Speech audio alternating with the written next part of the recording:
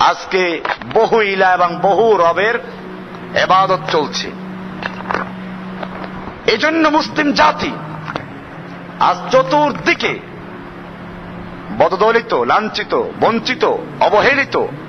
মুসলিম জাতিকে আজকে কেউ ভয় করে না। অথচ সাহাবায়ে কেরামদের যুগে আপনারা জানেন, মুসলিমদের ভয়ে গোটা দুনিয়ার সুপার পাওয়ার গুলো থরথর করে কাঁপত। কেন? আল্লাহ তাআলা কোরআনে বলেছেন, ওয়ালা তাহিনু ওয়ালা তাহজানু ওয়া আনতুমুল আ'লাউনা ইন কুনতুম মুমিনিন। খবরদার, তোমাদের কোনো ভয় নেই, তোমাদের কোনো চিন্তা নেই, তোমরাই থাকবে উচ্চাসনে। তোমাদের শত্রুর কত শক্তি, কত অস্ত্র আছে, এগুলো তোমাদের চিন্তা করার দরকার নেই। ওয়ালা তাহিনু ওয়ালা তাহজানু, তোমাদের ভয় নেই, চিন্তা নেই। ওয়া আনতুমুল আ'লাউনা, তোমরাই থাকবে উচ্চাসনে, তোমরাই থাকবে বিজয়ী। ইন কুনতুম মুমিনিন, শর্ত হচ্ছে তোমরা যদি মুমিন হতে পারো।